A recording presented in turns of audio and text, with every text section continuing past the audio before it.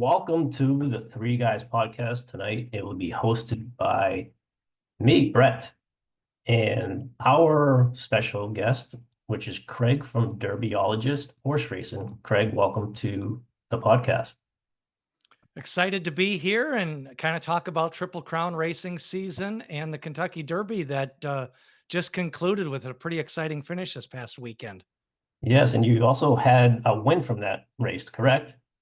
Yeah, I enjoyed it. It was the fifth time in 30 years that I've picked a Kentucky Derby winner on top. So that was made it more enjoyable, but it's always a fun race. The rain was kind of a little bit of a damper, but yeah, picking a winner and cashing a ticket always adds to the fun. Yeah, excellent. Yeah, I saw the video the next day on Sunday. You were, or maybe it was even later that night, but you were pretty excited that you had picked Sarbenty, so that was really good to see. So this is a perfect segue for the episode for the listeners. For the listeners, you've probably heard us on other episodes kind of speak on horse racing and horses in general. So the one thing I wanted to bring to the table, and Craig was so quick with his reply the other day, the day after the Kentucky Derby, when he had so much focus on putting all these videos together. He has a YouTube page, which we'll get into in a second here. And he replied back, so he jumped on. So it's perfect timing because this time of year is, as Craig alluded to, is the Triple Crown, which is the Kentucky Derby, the Preakness Stakes, and the Belmont Stakes. And the one thing I had coming into it, my family's been helpful with me, but is to understand handicapping in horse racing. An ordinary person like myself coming in, having no knowledge of it, it's tough. It looks like a different language. And I thought it would be really good to kind of just get a beginner's guide. And Craig is going to help us with that tonight and just break it down. So if someone's coming to the track for the first time, they'll have some type of foundation here to kind of look at a racing program. And it's probably going to be beneficial for someone that is actually handicapping day to day too, where Craig has so much knowledge in this area. So Craig, tell a little bit, you before how'd you get into horse racing? And like, how'd you get into handicapping? Where did it start? You're from Minnesota. You were telling me before we kind of jumped on here. So what was your introduction to horse racing? Well, the introduction to horse racing occurred when family vacation, when I was in second grade. We went out to New Hampshire to visit some friends of my parents, and we spent a week. And we went to Maine, and we, of course, went to the beach and did things like that. But during our visit, we went to Rockingham Racetrack, Yes. Yes. which is no longer open, but that was the first time, and went with my dad and his buddy. It really was just us three. So three guys at the track. And of course, they were probably in their late 30s at the time. And I'm in second grade and just, doing guy things. And we're at the Oh, racetrack, and I saw the program, and I was always a big baseball fan and collected baseball cards. And I saw the racing form and the program, and was just kind of instantly gravitated toward it. It kind of reminded me like a back of a baseball card with all of this stats and information. And that's really kind of what got me started and my first memory of horse racing. Then in 1985, horse racing came to Minnesota in Canterbury Park, and worked there in high school as a janitor, cleaning up the racetrack during the races. And of course, since I worked there every day, you got to see every race, and you got to see the horses up close and be around the barns, and did that as a summer job during college. And then over the years, just kind of slowly learned a little bit more about horse racing and the people involved. And so, yeah, really no family connection to horse racing, which I think is a lot of it. And even my dad's friend and my dad really weren't handicappers. They were just guys out, guys' night out. But I really enjoyed the evening and just kind of liked the tempo and the racing form and the program. nice. So where we grew up, the three guys, the other two guys are not on tonight. we grew up literally 15 minutes from Rockingham Park. So my the funny story is I used to, well, my mom rides horses now, but someone that was really close to our family, they used to train horses there. They used to own horses. So I used to be in the back paddocks. Sometimes I remember as a little kid, I think there's pictures still exist out there uh, of me back there, and then my family probably too. So yeah, that's and to your point, they've totally redeveloped that. It's sad to see that's no longer there, but they do have a statue out there because again, my family still lives within 10, 20 minutes of that facility, well, what it was a facility, but they do have a statue out there that represents that it was horse racing there. So it's cool to see. So good stuff. So that I imagine, Craig, over the summertime when you're doing your work in the barns and you're there at the track, that you're probably picking up on a lot of different behind the scenes things that trainers are doing, jockeys are doing, that and owners that are potentially help and build some of your tools for your tool belt to where you are now, correct? Yeah, I think that kind of got me even more interested because horse racing has a lot of terminology and kind of slang from around the racetrack. And after the races, we would be cleaning up, and then we would clean up the paddock area, which is where the horses come around before they go out to the track.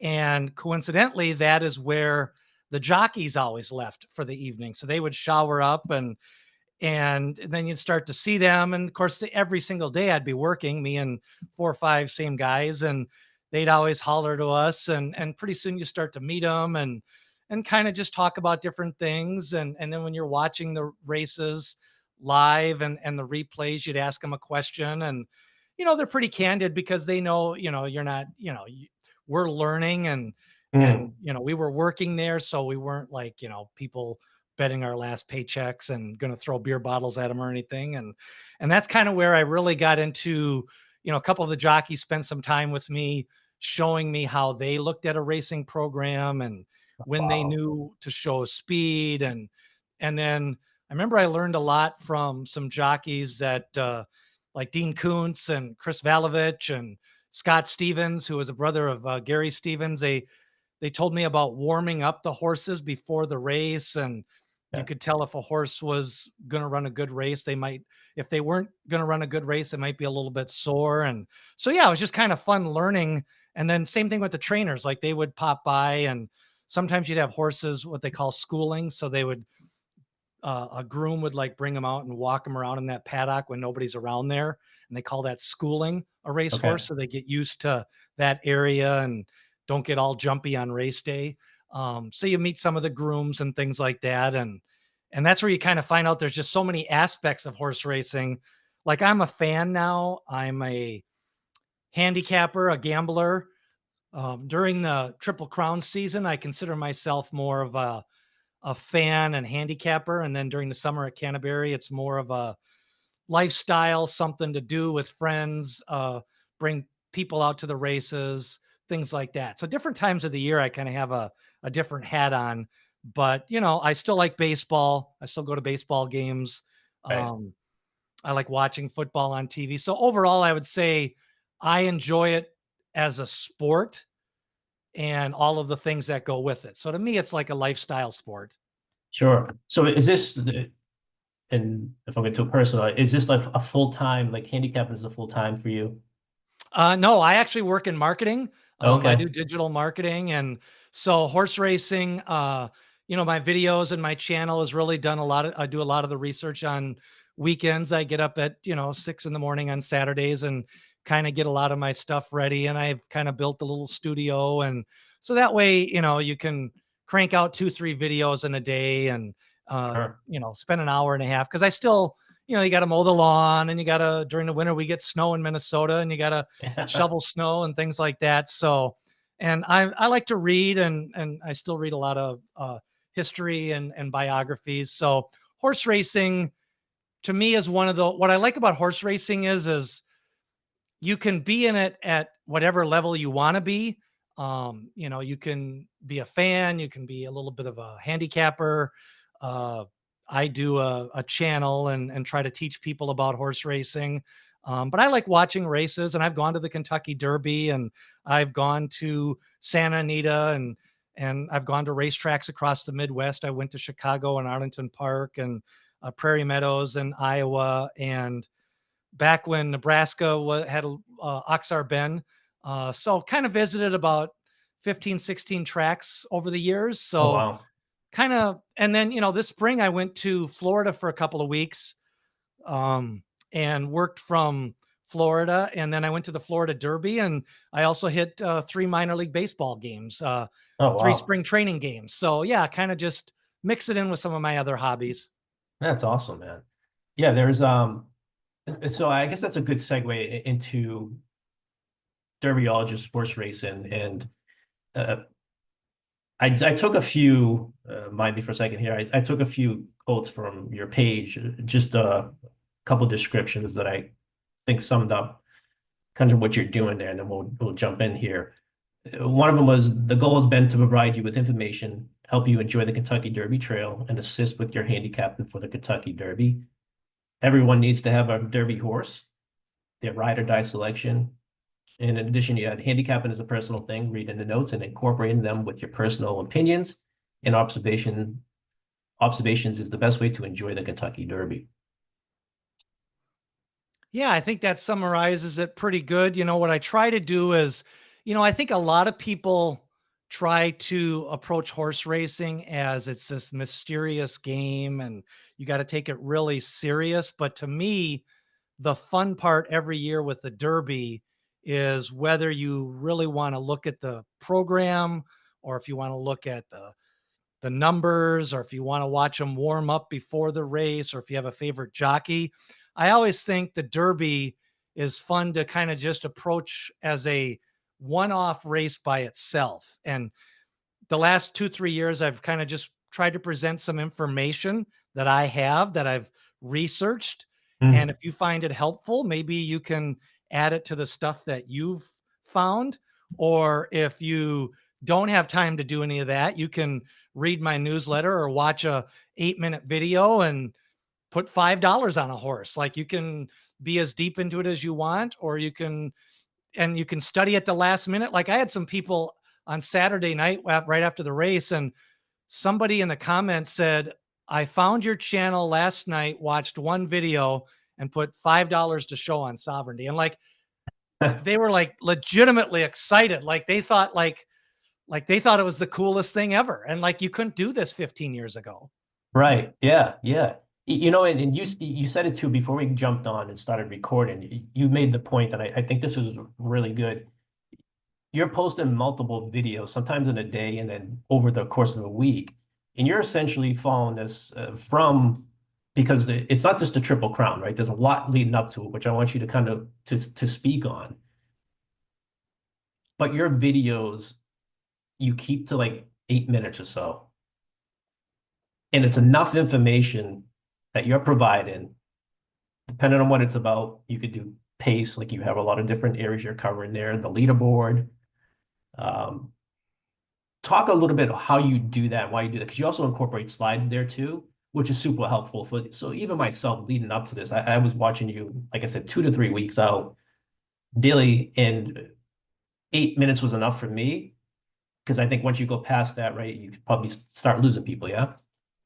Yeah, I think that's what I've found over the years. I've been doing, right now I do my own channel, which is called Derbyologist. But for a few years, I was on with another handicapper from California, and we had a show called Down to the Wire. So it was me and this girl that had just graduated from college and was starting her career, and we did that for 2, 3 years, and then I kind of she got a job in horse racing, and then now is like a newscaster, and I kind of started my own channel. And um because I was just really into, that's why, hence I came up with Derbyologist, because people started calling me that at Canterbury, because I like talking about the Kentucky Derby like 300 days a year, and some people like to talk about it one night before the race.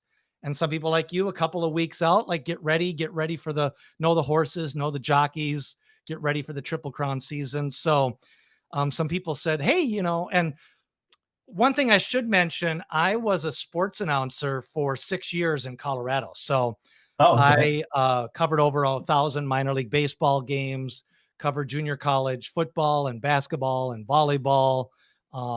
So I've always been a sports fan, and I've always been on air. And when I was on air, I was always working for smaller stations.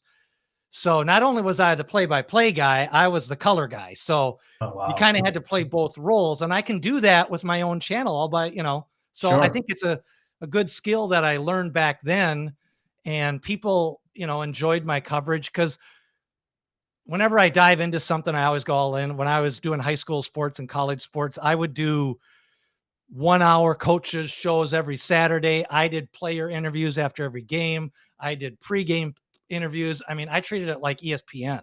Like Mhm. people were like shocked. They're like, we're just a small little town in Colorado. And you're covering these girls like they're, professional sports figures, and people liked it. So that's kind of how I do my channel is, I treat each race as a fun challenge, but there's always somebody out there that, if they're willing to put time to watch the video, then, you try to make it a little bit entertaining. You got to have some slides, you got to show some replays and highlights, Yeah. and I have some catchphrases. I like to use the quotes like D. Wayne Lucas says, people have opinions, horses have the facts. Woody Stevens, whenever he won a big race, well-known trainer in New York, he always would say the steaks are going to taste good tonight whenever I cash a ticket. So yeah, you've got to kind of incorporate some sayings and some racetrack euphemisms in there as well.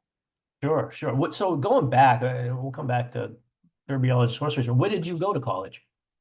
I went to college at University of North Dakota, Grand Forks. So Okay. back then they were the Fighting Sioux, but Yeah. of course they had to change their name now.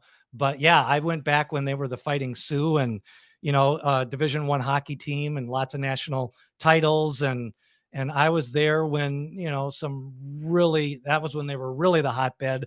They'd bring down a lot of Canadians because Mhm. Canada was just north of Grand Forks, and saw a lot of future NHL hockey players play at UND and sat in the student section. Yeah, such a great school. It's funny enough, Craig, you happen to be joined by myself, my brother, and our friend Brian, who are on the podcast, are all former hockey players. Oh, did not know that. So, Yeah, yep. yeah. So not And UND is known as a pilot school. So all of my suite mates and roommates over the years were all training to be pilots. really. I Yeah. didn't know that. Fascinating. And they have I've heard their, well, I've seen it, especially with social media now. Locker room for their hockey team is phenomenal. Yes. Yep. It's like Yeah. first They got an class. endowment from a goaltender who never really played. He was from Minnesota. He went to college at UND, and he ended up founding the Imperial Palace Casino in Las Vegas. And when he died, he left an endowment that built that arena and built the locker rooms. And he Wow. wasn't even a starting goaltender, but he loved UND. I was in Tays went there, right? From Who? Chicago, Tays, Jonathan Tays. Yep. Yep. So I was in not Grants Central. I was in Rockefeller Center probably a couple of months ago while college hockey NCAA championship was going on. Some guys rocking the UND shirt, like a jersey, and it had Tays on it. And I was like, oh, let me just, normally you don't say anything. I said, let me just shoot the shit with them real quick. I said, oh, college hockey guy. And he was kind of just like, gave me nothing. I was expecting to be like, oh yeah, college hockey, perfect time of the year. Nothing, Craig. I just crickets, and I went on and ate my pizza, but we'll get past that story. So going back to your thing, to your YouTube page, and again for the listeners, it's Derbyologist Horse Racing. You can find Craig on there. You also can find on his website too, which is derbyologist.com, and on X and Twitter at Derbyologist. So on there, and you have leading up to it, and these are the videos that I saw. You had the Kentucky Derby leaderboard, and I want to go back to some of the races going way back that lead up to that, covering each horse, points update, speed and pace analysis. You go to the week leading up, you're talking about the analysis on the wet or sloppy track. And I did remember that when I did that. Elite Eight update, scratches, then you recap of the race, and then trip notes. All these videos you're putting out there, and again, for the listeners, take a look at it. It's really well done. So talk about leading up to the Kentucky Derby, and then summarize what the Triple Crown is. I think most you would think most people do know, but a lot of people don't understand, don't know what it is. So yeah, the Triple Crown series consists of 3 races. We start off with the Kentucky Derby, which is always the first Saturday in May, and this is the 151st Kentucky Derby that just ran. So it's been around a while. And 2 weeks after that is the Preakness Stakes, and that's in Baltimore, Maryland. And then 3 weeks after that, they go to the Big Apple, which is normally Belmont Park, but they're remodeling Belmont Park. So this year, they're going to run in upstate New York, Saratoga. Mm. So those are the 3 races of the Triple Crown. And horse racing doesn't really have a season.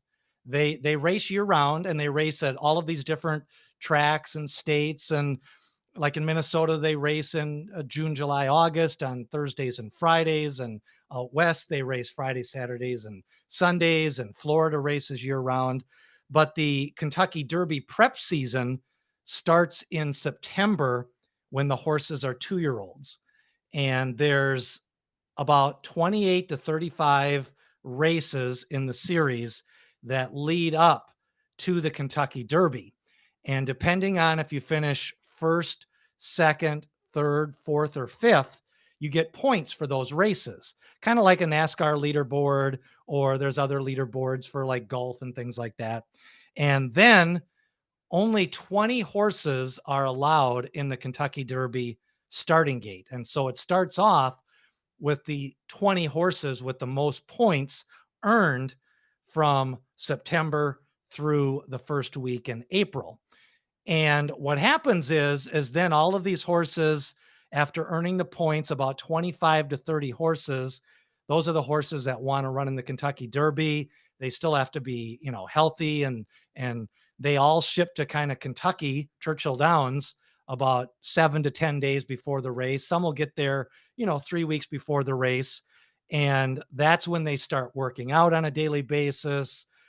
They start all of the trainers and the jockeys start moving in.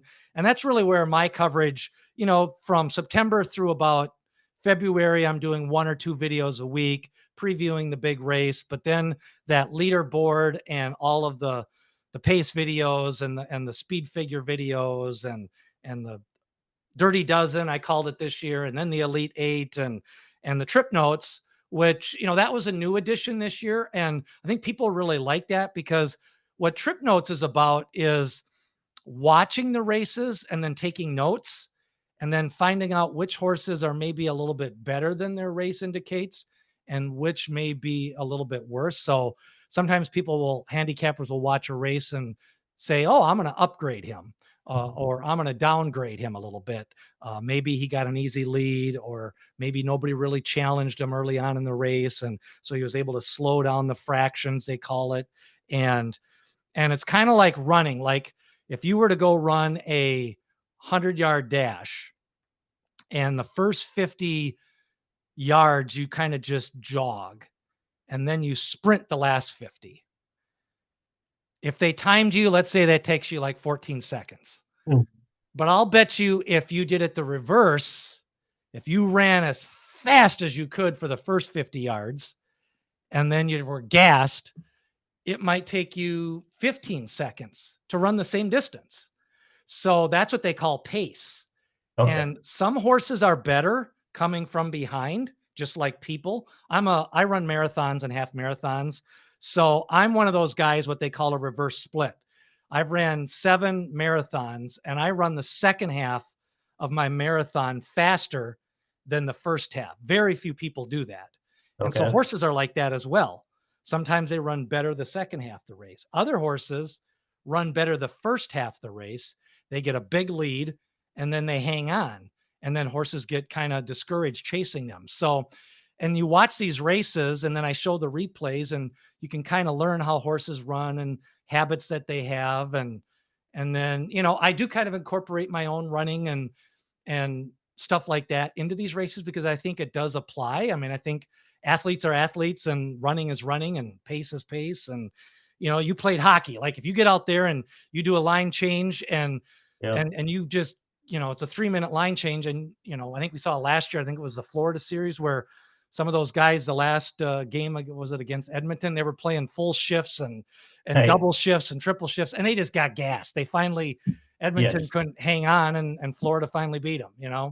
yeah, no, those analogies are super helpful, and that's why I love the videos because when you do it, the way you break it down to like you run in that's super. Everyone runs, or has run, maybe not for years, but they understand that. When you do some of your analysis, Craig, where you other than you watching it, the recap of the races, where else do you tend to kind of get your information from? Because you have a lot of insightful points within each video that you kind of you go back to, hey, I'm hearing out of this, like the trainer is doing this, or the owner might not do this, or so on and so forth. So like, how do you do that and balance that? Well, one of the things I do is I keep a pretty exhaustive just Google notebook open all the time. And whenever I go to a website, maybe it might be, there's some horse racing specific websites. Like one of them is called bloodhorse.com, which is a thoroughbred owners and breeders type website. And then there is a website called Daily Racing Form, which is more past performances geared for trainers and handicappers. I go to track websites, they have information. There's a site called equibase.com that has lifetime histories of every horse that's, I think, since 1970 or something like that. You can go look up any horse and see how many times they've ran and how much money they've earned. You can look up statistical leaders for jockeys and trainers.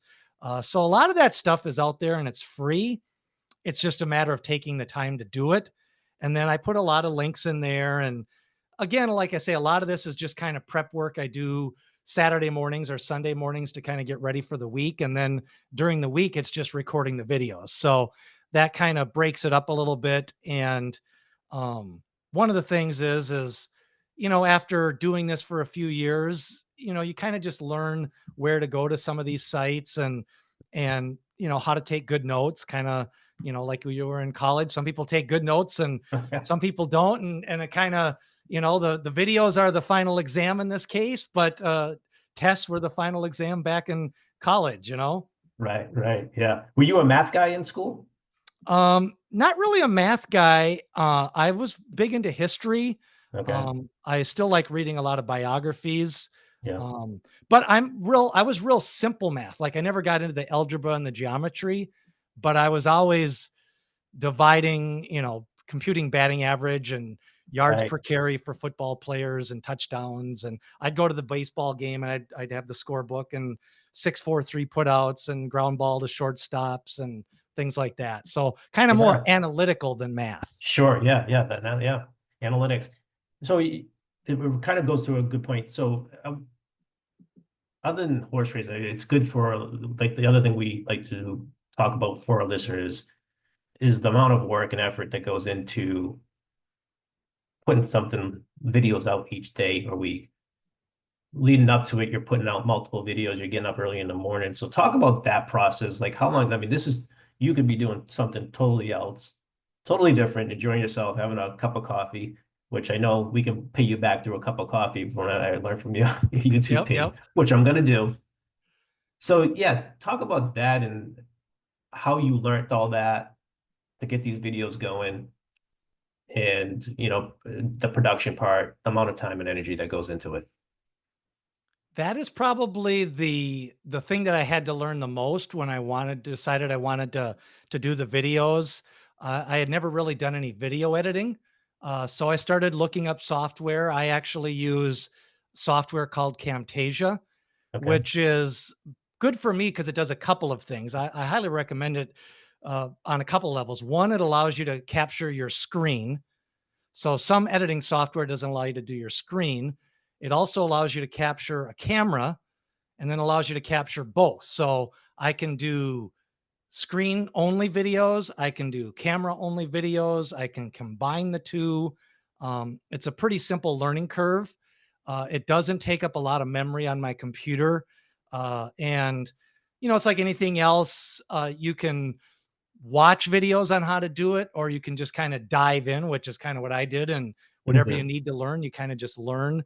But I'm still learning a lot of editing tricks. I would say, when you watch my videos from 2, 3 years ago, the production quality and the video quality has definitely improved. I've added some lights. I've bought in some, uh, you know, better microphones. I've added a DSLR camera, but I started out with just a regular Logitech stream cam, Right. $50 and a, $10 mic. And that's how I started. And then, slowly built up. And you do make a little bit of money from AdSense on YouTube. That kind of pays for the equipment. This year, the last year was probably the first year that I started getting some more super thanks and a few buy me a coffees, and a few people donated to the newsletter. Which is really, I'm just trying to do this to really just to teach more people about the Derby and to enjoy the Kentucky Derby. I think a lot of times people think it needs to be work, and it doesn't need to be work. Like, you can just subscribe to my newsletter, watch a video and make a bet, or you can Right. watch the video.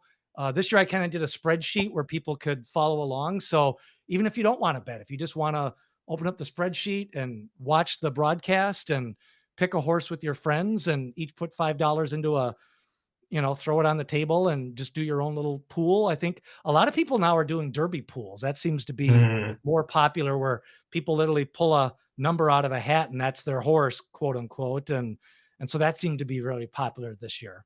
yeah. Yeah. I mean, going into Saturday, and then I had a good base as far as watching the videos after you kind of explaining them and breaking them down. And one of them was the one you hit on multiple times, and you said it multiple times in the video about Baeza. He wasn't in, the horse wasn't in. So maybe explain that just real quick to the listeners, how you already said there's 20 horses in here, but then there's scratches. Yes. So what happens is the starting gate only allows for 20 horses. And imagine the width of a racetrack, kind of like a regular running track meet, and how in if you go to a racetrack for a humans, they each have their own lane. So 8, 7, and usually it's like 1 through 8. And with horses, they have a starting gate, except it's more like a stall. So they have like a front, and they all get into the stall, and then the chute opens all at once. And so they can allow up to 20 horses. But a lot of owners want to get into this race because it's got a $5 million purse, $3 million to the winner. So for the money, and it's kind of like it's like the Super Bowl. Like, if you own a football team, you want to go to the Super Bowl. If you own horses, you want to be in the Derby. So this year there was about 23 horses that really wanted to run in the Derby.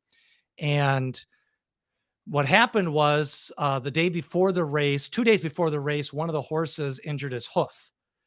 So that allowed a horse in. And then the day before the race, another horse injured his hoof. And so that allowed Baeza to get in. So originally he was going to be what they call an also eligible, but a lot of people really liked that horse. A lot of people said, this is a contender if he gets in, but nobody was sure at the beginning of the week if he was going to get in.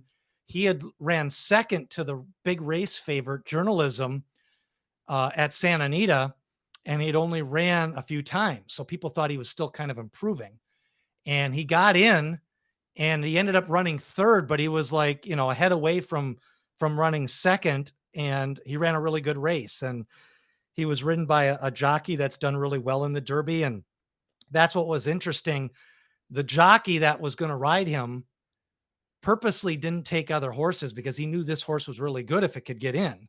So he kind of waited, and he was able to get in, and he ended up running a big race. And I can't remember exactly what third place is, but it's a pretty good amount, like 600,000 or something like Mhm. that. And of course, these horses have stallion careers, so they're worth money after they're done racing. And the owners, got to participate in the Derby, and they have the walkover, and it's a pretty, I mean, if you get a horse in the Derby, it's a pretty good party. Like you get treated pretty good during the week and you bring, I think everybody's gets so many tickets and you bring your friends. And for some people, yeah, some people that own a lot of horses, they might get there more than once, but getting there even once is not easy to do. Right, right. So that brings up another really good point where that news is coming out. So that the difficulty of winning the Triple Crown, that the last one that we had was Justified 2018, right? Correct. And then prior to that was American Pharaoh in 2015, was it? Yep. Right. 2015. And then prior to that, it was affirmed Back in the 70s, in late 70s, 70s. Yep. 78. And then Seattle Slew, and then the big one everyone knows is Secretariat in 73. And then before that was Citation in 48. So it's difficult. It's not easy. I've heard over the last few days that, and I don't want to go down too much of a rabbit hole with this because I know it could probably lead us off. What is your feelings on where this Triple Crown is going? Because a lot of people are saying, like, for example, Sarvati is not running in the Preakness, but he's going to go to Belmont and skip this second leg. Historically, and us as fans, as me as fans, it's selfish to say, hey, like, we want to see a Triple Crown fan. I mean, a Triple Crown winner. But in terms of where the industry's gone, and you can probably dive into this, and then we could dive into a racing program real quick for us. What's your thoughts? It's interesting because the owner here is a very wealthy owner who's owned horses for many years, has hundreds of horses in training around the world. And I think one thing that's happening in the last 5 to 7 years is we're seeing more of a global horse racing taking place. Where like this year, we had two horses from Japan running the Kentucky Derby. Mhm. And up until 6, 7 years ago, that had never happened. Now we have a horse pretty much almost every year from Japan. Last year, the second favorite in the race ran third, was from Japan. We're seeing horses from Dubai coming over and running in the Kentucky Derby. We're seeing American horses. Royal Ascot is a prestigious 1 week meeting in June in Europe, and some American horses are going over there to run. So I think what's happening is the Triple Crown is kind of changing and we're kind of in the middle of it. The old guard like us wants to see a Triple Crown winner and it's 2 weeks after the Derby, but I think eventually we're going to see more globalization. We're going to see like horses from Australia and Europe and maybe the races change or they spread them out a little bit more. It's disappointing, but it doesn't happen very often to begin with. And let's say once the horse loses in the Preakness, well, then you can't have a Triple Crown winner. Right. So, and a lot of times if they lost in the Preakness, then they didn't go to the Belmont. Mhm. So this time, theoretically, he's at least going to run in the Belmont. So I guess I'm a little bit. I mean, I like the Triple Crown, but honestly, the first 20 years I was a fan, nobody ever won the Triple Crown. I didn't even know if I'd ever see a Triple Crown winner. So uh, when we had the 2 and 4 years, to me, those are more like the anomaly. And like you mentioned, we went from 48 to 73. That's like 25 years without a Triple Crown winner. And a lot of those years, people were writing, "Oh, we'll never see a Triple Crown winner again." So we Yeah. may never see a Triple Crown winner, even if we leave it alone. Right. Right. I was, obviously you already said it, but there, I mean, the rebuild in Belmont Park. And it'll be interesting, this what happens with the Triple Crown because that's a big, that one day is a big piece of revenue from food and beverage revenue from, betting and so on and so forth. So, you're building this multi-million dollar or $1 billion facility and it'd be interesting to see where it goes from there. So, all right. So let's jump into the racing program. So I'm gonna pull up um, the screen here, Craig, and then you just tell me when I need to move and let me know if you see it. I do not. Oh, there we go. All right. We've got a Saratoga Brisnet racing program. I like it. Let's start handicapping. I love your energy, man. All right. So let's take it just from it's going to sound pretty amateur because that's where I am with horse racing. But if you walk into a racetrack, right? I know there's apps you can get, you can do that, but when you get the racing program, there's multiple different versions of the program. And then also within these programs, there's multiple tracks that can be other tracks that are included in there. So talk a little bit about that. So yeah, the racing program is basically a wagering menu. It's like walking into a restaurant and they hand you a menu and it says hamburger is $9.95. Basically, don't overthink it. That's what a racing program is. It's a menu for the racetrack that you're at. And if you're at a track that isn't racing live and they're showing races from other tracks, you still need to get the menu to, in this case, not what to eat, but what to bet on.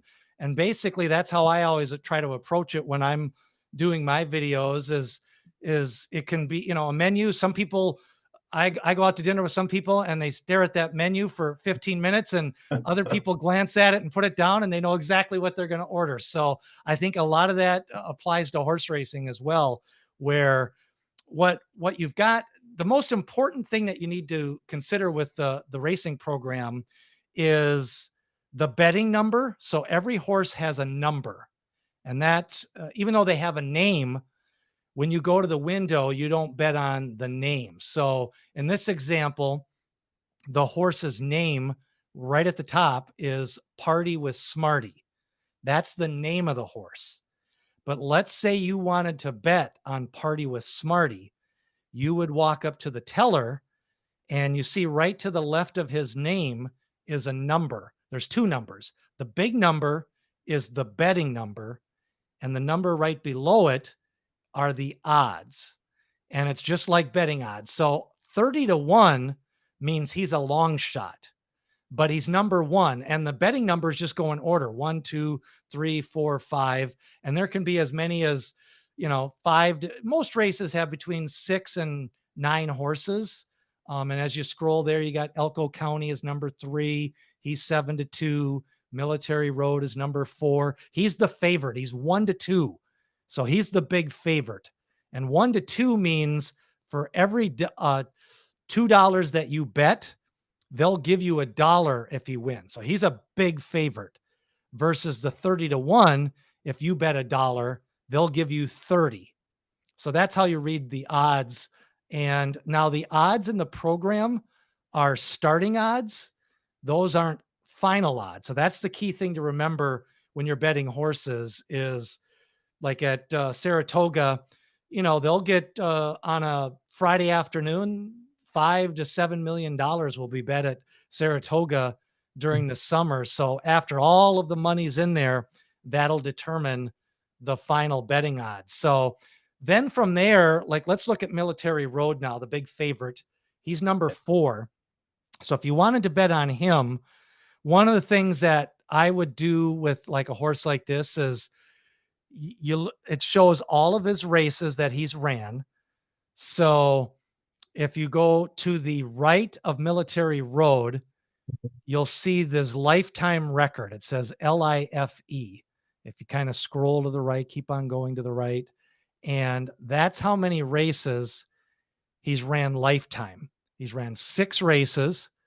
He's got 0 wins, but he's got 4 seconds and 2/3. Then it's got his 2024 record right below that. He ran 6 times, all 6 times in 2024. And then he never ran in 2023. And horses can run 2, 3, 4, 5 years. Sometimes horses will run even up until they're 7, 8, 9 years old. So horses can have long careers, and most of the time they make their first start at 2 years old, although a lot of them don't start until they're 3 years old. And a horse isn't fully developed until they're like 5. So when they're 3 and 4 years old, they're called a colt. And then when they're 5 or older, that's when they become a horse. But a lot of handicappers just they see a horse, they call it a horse. But technically, that's the breakdown. And then, there's interesting things in there. Like if you scroll a bit to the left, it's got his sire, and that's the dad of the horse. Yep. And then you've got the dam, which is the mom, the mare and the horse. And then you've got the breeder. And, breeders will breed anywhere from 100 to 200 horses, depending on how big of a farm they have or how small of a farm. And then the other main factor there is the trainer right below the breeder. So Christophe Clement, and that's the trainer. And then if you go to the left, you see the jockey. The jockey is right below the odds. So that's an important factor. Like there's your top 10 jockeys win, 50 to 60% of the races on a day. So you kind of want to focus in on the top 10, 12 jockeys at most tracks. But again, some jockeys, there's races run on the turf, which is the grass. And then there's races run on the dirt. Now, the Kentucky Derby, the Preakness, and the Belmont are all run on the dirt, but they do have races on the grass, and some jockeys and horses run better on the grass. So those are things that you need to kind of look at. And then you just kind of, when you scroll down from the jockey, they have all of his races, and then they have them in reverse order. So if it's kind of like looking at a baseball card, it'll have like 2024 stats, then 2023 stats, 2022 stats. So here they have his most recent race, which is July 14th of 24. Then before that, he ran on June 15th. Then he ran before that on May 10th. Now, horses can run as quickly as every 2 to 3 weeks, but some other horses want, 4 to 5 weeks off. Mhm. Kind of depends on how old of a horse they are, how big of a horse, how strenuous of a race they had. So that's one of the reasons that Sovereignty, the winner of the Kentucky Derby, the Kentucky Derby, the reason why it's unique is 3 reasons. One, it's 126 pounds. So it's the first time that 3-year-olds will carry 126 pounds. It's the first time they'll run a mile and a quarter. Up until that point, they're running a mile and an eighth, a mile and a 16th. And then they're doing it all at Churchill Downs. And for a lot of these horses, it's the first time they're running at Churchill Downs. Now, this year's winner had run last year at Churchill Downs, but it's not uncommon to see 20 horses running for the first time at a new racetrack carrying 126 pounds, the longest race of their career, and they're facing the best competition of their career. So that's why they don't want to run in this Preakness, because he ran a very demanding race. He had to face other good horses, and they think by giving him a couple of extra weeks off, he can run a big race in the Belmont. And that's a prestigious race as well. And the conditions, to your point earlier, were sloppy. It was Yep. a fun track to race on, correct? Yep. And, So, deeper track, some horses, you know, uh, on a sloppy track is kind of like running. A difference to me is like running on a dry beach versus a wet beach. Like, how tiring it is running on a yeah, sandy, dry beach versus if you go where the shore has been, you can run faster. So, it's like playing sand volleyball versus hard court volleyball. right. There's more of a percentage to, and correct me if I'm wrong, that the shoe too can potentially fall off in the wetter dirt. Is that correct? Yes, they call it losing a shoe. And what happens is a horse can put so much pressure into the mud that they literally step out of their shoe. Their shoes are nailed on. So horses, I don't think horses this year lost a shoe in the Derby, but it happens quite a bit. Like they literally will step right out of their shoe. It'd be like you see it sometimes in a football game where a guy will turn really fast and he literally runs right out of his shoe. Right, right. I think Junior Alvarado's, I think he said that in one of his interviews. He was like, I was just hoping that he didn't lose like a shoe on there. Yep. Yeah, So because he come, clipped heels right out of the gate with a chunk of gold, number 19. Literally, they got tangled up like the other horse's foot hit his foot, and he had to kind of steady a little bit, and that happened right out of the gate. So like Wow. 5 seconds out of the gate, the jockey on the winner had to, like, grab his horse. And like, you're right, the first thing that flashes through his mind, if he loses a shoe, my horse is probably not going to run good. But he doesn't know that, and you don't know that till after the race. So you kind of just got to ride it through. Gotcha. So going back up to the where the horse was bred, how much emphasis do you put on, you mentioned a couple horses that came from Japan. Now, I feel like nowadays there's a lot more horses coming around Florida, Kentucky, New York. What is what's your feelings on that from like where the horse came from? And do you put any more leverage into one horse or bet on one horse because it's, it's an international horse, so I'm not going to bet on it. I think so far the international horses haven't run as well in the Derby as the American horses. Now, some of that is because you got to remember they've got to ship over. So they Hmm. ship from Dubai and Japan, which is not a short flight if you've ever done it. And some of these horses ship from, you know, Arkansas or New York. That's a, 8-hour drive versus a 20-hour flight or whatever it is. So that's part of the thing. So I do kind of favor the American horses a little bit more. Historically, Kentucky breds have won about 95% of the Kentucky Derbies. There's been a few Florida breds. There's actually been a couple of New York breds.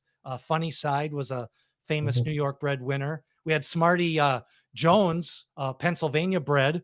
So it's not, we had a Cal bred in a couple of years ago in California Chrome, but I think it's like 95% of all Kentucky Derbies have been won by Kentucky breds, which is the horse capital of the world. That's where the top sires, the top farms, there's bourbon and horses come out of Kentucky, and Louisville Sluggers. Yeah. All true. Okay, so back to the program here. Um, what else do we need to cover here? And then if they're going to, someone's coming off the street here, because I know there's some other pieces that within the race itself, the distance of the race, and then kind of their starting position. So maybe we'll hit this area, and then just kind of hit. I know I don't want to keep you too long. What's someone that's just off the street coming in, first time, open a racing program?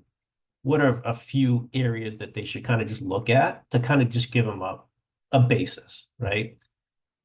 Yeah, I think with handicapping and looking at now these are called, even though it's a racing program, the term for it is past performances. And basically what that means, you know, it's kind of a stock market term as well.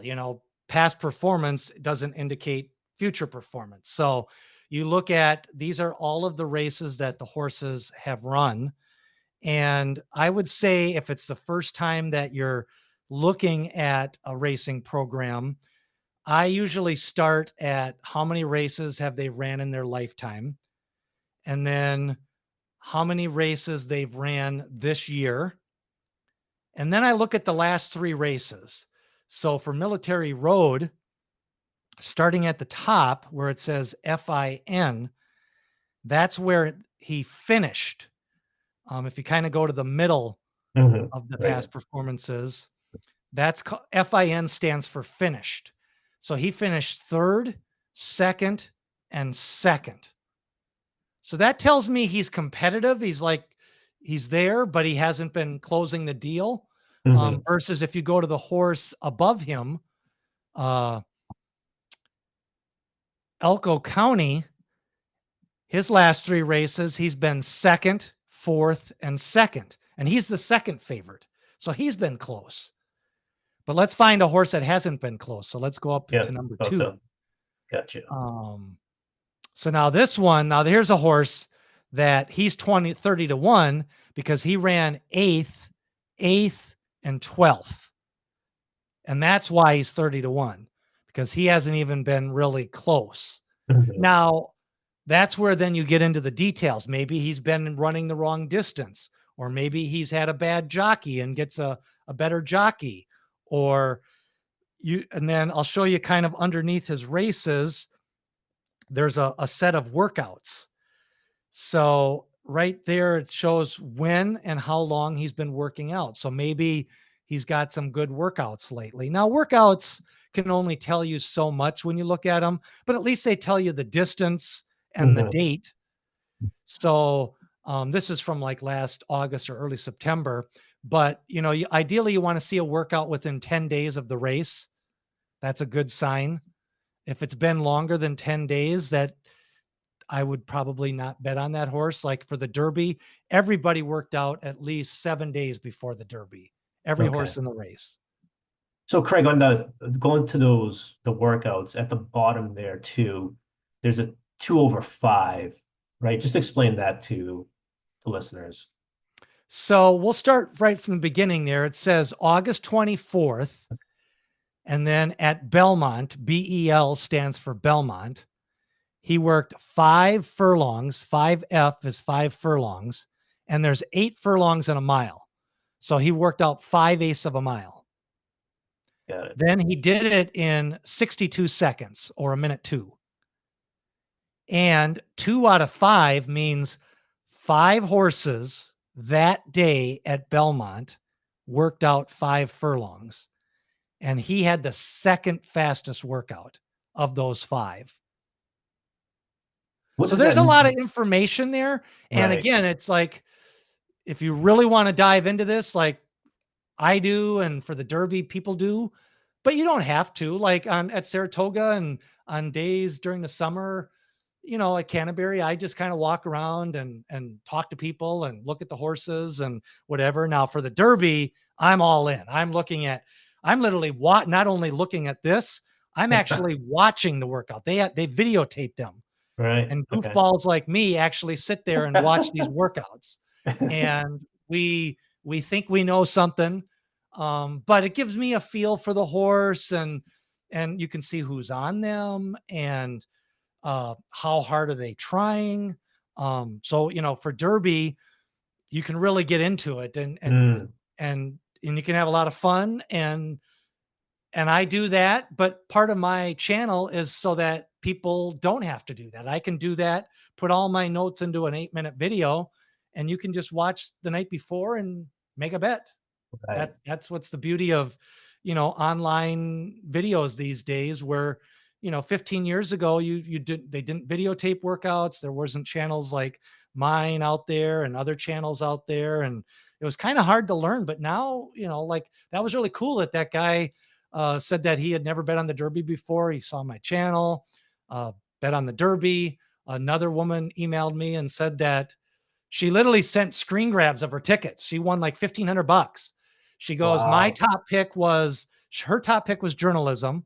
Okay. And then she said, well, I watched your video and you said you like sovereignty. So she hit the trifecta for $5, and she had a win ticket on sovereignty, and she literally sent me the screen grabs. So like she Wow. was like pumped, and I think she was from, can't remember where she was from, but like you get all kinds of people, and I think that's what's fun. And yeah, like Yeah. I bet more money on the Derby than any other race of the year. But to me, the Derby's like, I also bet $100 on the Super Bowl every year. I don't know anything about football, but I managed to put Yeah. $100 on the game every year, and put player props and all kinds of goofy stuff and watch the game. Sure. I hope that lady bought you a bunch of coffees for the rest of the year. Yeah, she did. She said, "Oh, I'm going to buy you a coffee." But the videos, the coffees are fun because I do have some hard expenses, and at the end of the year, you want to get, you want to be able to have good equipment and do good Sure. videos and whatever. But I think the Derby is that one. It's like the Super Bowl. Hmm. It's like the World Series. Like there's people that only watch the World Series. And Yeah. to me, that's what the Derby is. Like you can have fun and you can bet on it, or you can have fun and just watch the race, and it's fun to have an opinion. To me, like every year I say you got to have a ride or die Derby horse. Like Mhm. you can bet more than one horse if you want, and you can bet every race of the day if you want, but you want to be able to, I get every year on Derby Day, I get about 50 text messages from people that I only hear from once a year. Like, who's your ride or die Derby horse? And then they tell me theirs, like people that I went to college with, people that I worked with 20 years ago, people that, old girlfriends, who Mm. knows, anybody out there that still got my number. So, yeah, it all kinds of people. Awesome. That's good stuff.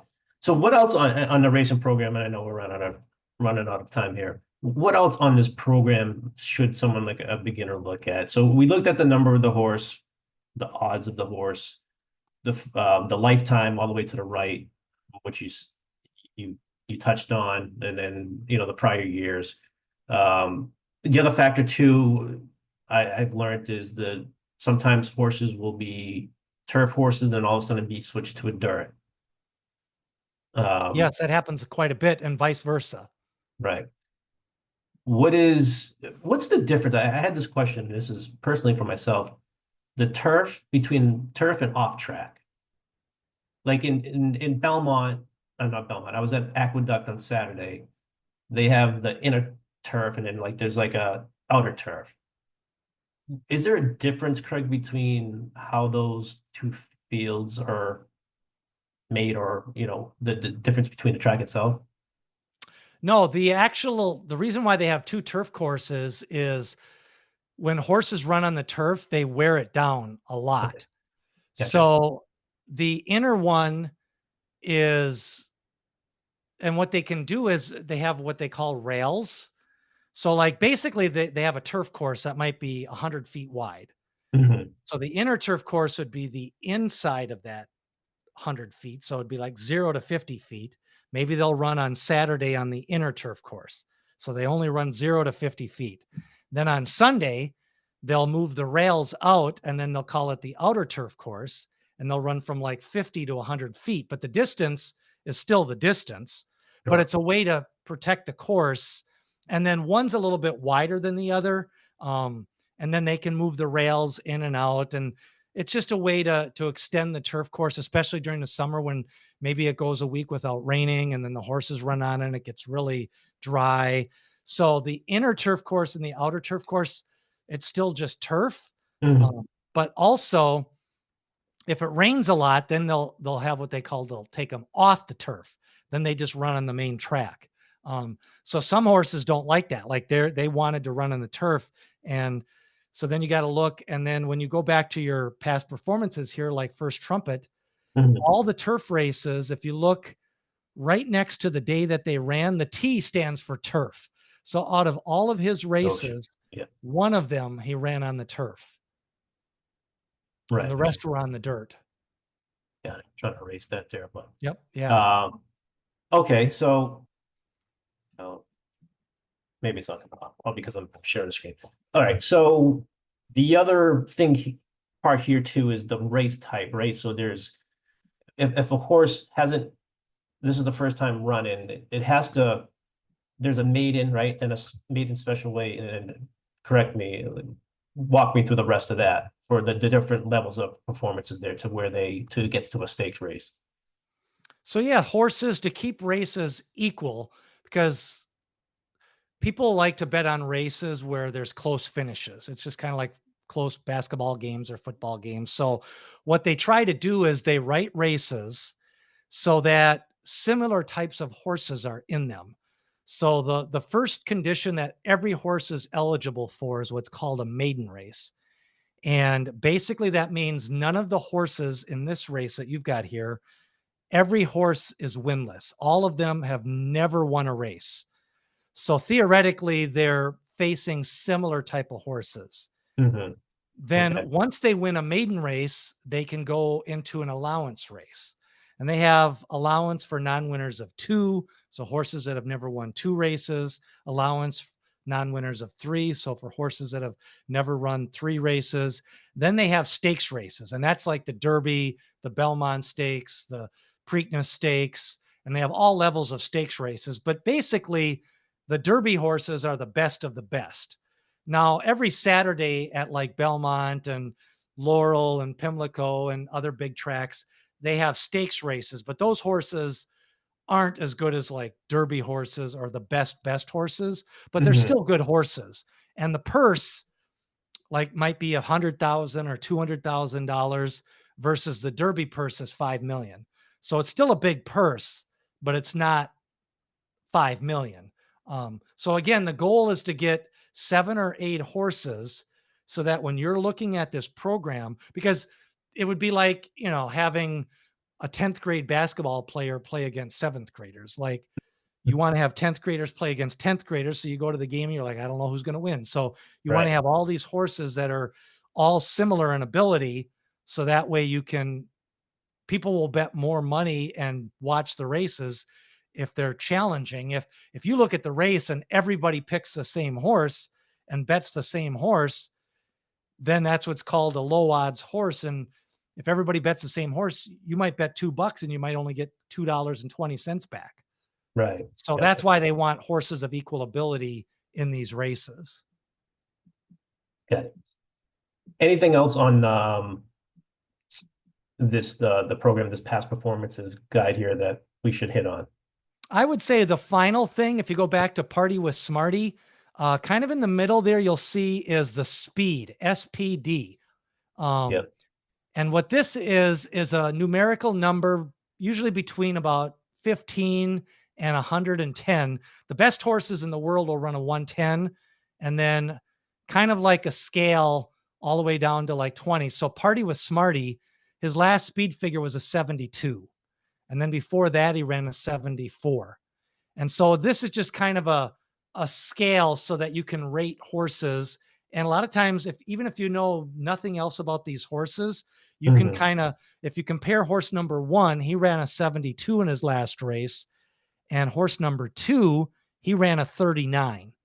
So theoretically, horse number 1 is better than horse number 2. But again, you got to look at what distance did they run it at? What track did they run it at?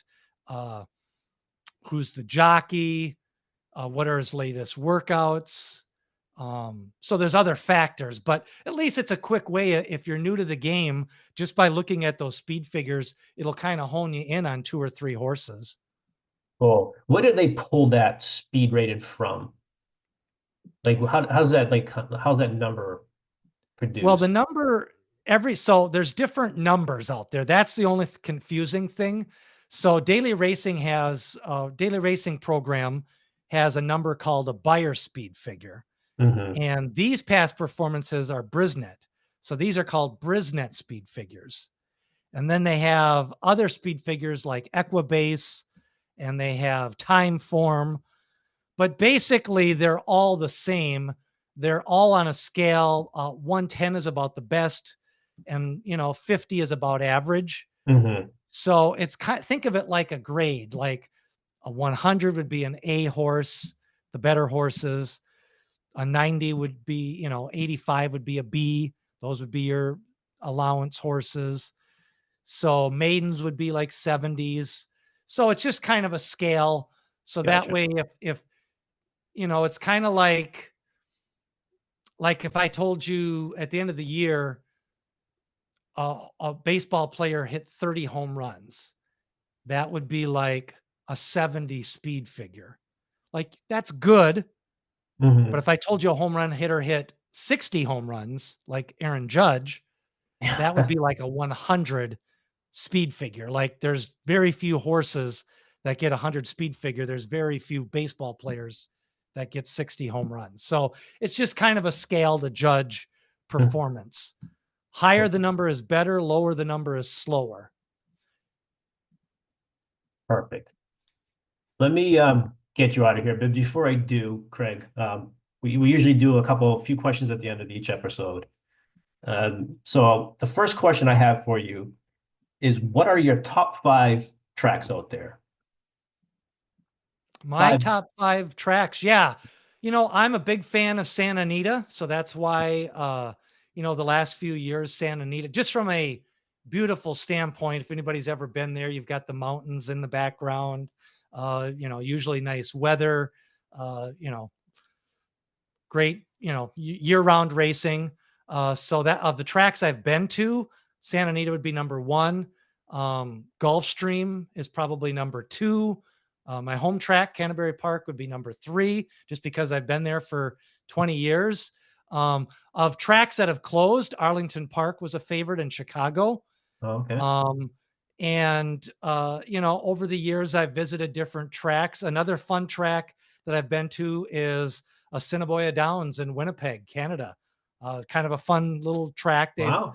It's just kind of a fun little track to go to, and not a big time track, not great horses, but a fun track to go to and a fun city to kind of go there. I've been there a few times and I've done some fishing and went to the racetrack. And yeah, so I like all racetracks. Like I say, I've gone to about 16 tracks over the years and still haven't made it to Saratoga. I Oh, have wow. not made it to the Preakness yet. I have gone to the Kentucky Derby. I've gone to Keeneland. So I've hit a few other tracks. Nice. Yeah, we went down to the Kentucky Derby in 2015. We saw clean. I'd like to go back and see England. We saw that on an off day, and then we go up to Saratoga each summertime to watch the races. And it took me years to get up there, but I finally ended up going up, and I can't get enough of it. All right, so the next question, it's two parts to this. What has been your favorite horse of all time, but not based on earnings or betting?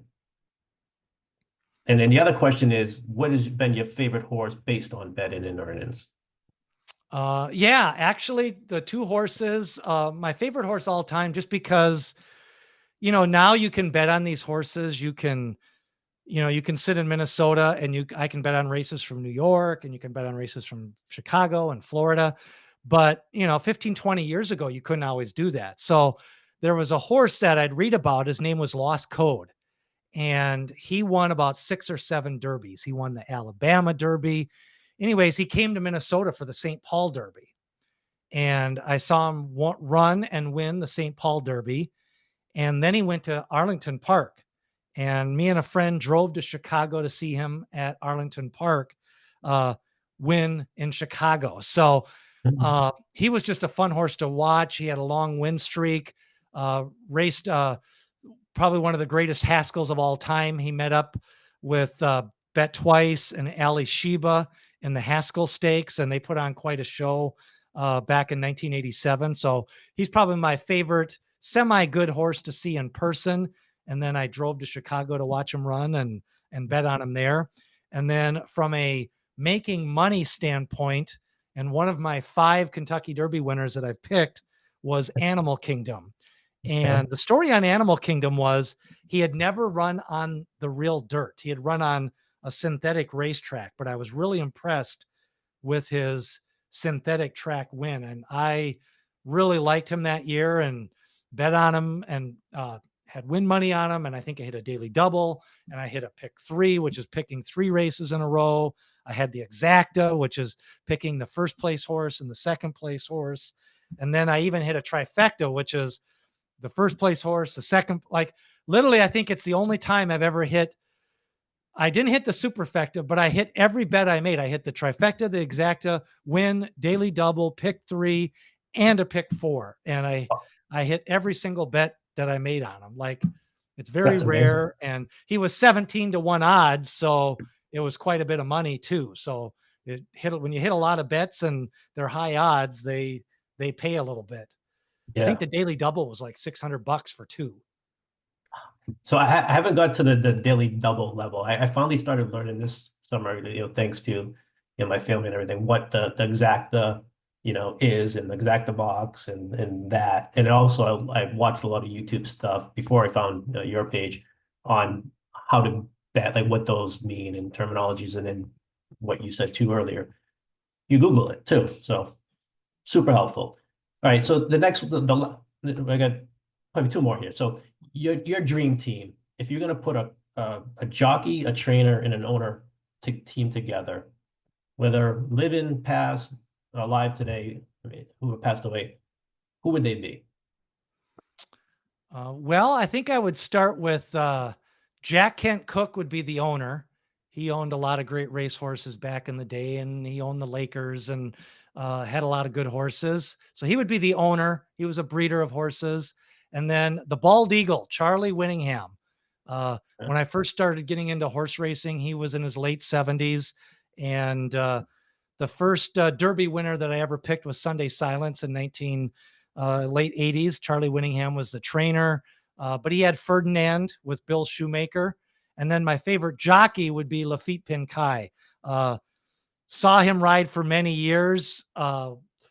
Just one of those riders that on a front runner, he always could just, he would be leading and horses would be coming at him, and he had a way of riding them in without whipping them. He would grab them by the reins and he would just kind of shake them down, and right on the line he would put that horse's nose on the line so many times. And Wow. he won over 6,000 races, I think. And but he rode for like 40 years. He's not, hasn't really been retired that long, but a lot of big wins, and just always seemed to ride a horse well. Like, he made very few mistakes. If he was on a front runner, he got out of the gate well. If he was on a closer from behind, he just kind of was always where he needed to be. And he Mhm. rode for so many years, and it was always, did a lot of interviews. And his son now is a kind of a track analyst for national media and stuff like that, Lafitte Oh, Pinkai Jr. cool. But Lafitte Pinkai was probably my all-time favorite jockey while I've been watching and betting and being a horse racing fan. Amazing. Um, and then if you could go back in time or even now, what race would you want to be present at to watch and why? From history, there's like historical performances, like Secretariat won the Belmont by 31 lengths. Like, that's hard to comprehend, but it, like, he blew him away, like over 150 yards or whatever. But I'm more into like the close finishes. So the greatest race that I ever saw since I've been watching races was the Preakness between Sunday Silence and Easy Goer. Uh, Easy Goer lost to Sunday Silence in the Kentucky Derby, and they met again 2 weeks later in the Preakness. And there's a photo where Pat Day had the lead, and Pat Valenzuela's on Sunday Silence, Pat Day's on Easy Goer, and the two horses are kind of looking each other right in the eye. And Sunday Silence literally beat him by, inches. Wow. And of course, then in the Belmont, going a mile and a half, Easy Goer won by over 6 lengths. But like live, they battled the entire final quarter of a mile. In fact, Easy Goer took the lead twice, and Wow. Sunday Silence came back and then just got the head bob with, one of the great rides from Pat Valenzuela. Amazing. Did they have that in pictures? Did they have pictures of that too? Of them? Yep, they have pictures, and you kind of see Sunday Silence's head look Easy Goer right in the eye, and Easy Goer's eye is kind of looking like they knew. Yeah, horses know. Right, Like, right. they were going at it. I feel like I might have seen that picture out there. So that Yep. exists out there. All right. So to finalize for our listeners, if you want to find Craig, it's on YouTube, it's Derbyologist Horse Race, and on X or Twitter, however you want to call it, it's at Derbyologist, and then the website is derbyologist.com. How to support again, buy you coffee, go on the website, right? Obviously you go on there Yep. if you're following him, subscribe to his channel. I'm gonna get him some coffees here too. And then anything else I missed here, Craig? No, we talked about the Triple Crown, the Kentucky Derby. Of course, the Preakness will be a little over a week away now. And then this year, the Belmont Stakes is at Saratoga. So people will be going there. They're actually going to have a Belmont or Saratoga Festival of Racing. They're going to have a week's worth of races because they can't just bring horses up for one day. So Right. they're going to have 3-4 days of really quality racing. If you're on the East Coast and have ever thought about going to a racetrack for a few days, I would highly recommend that.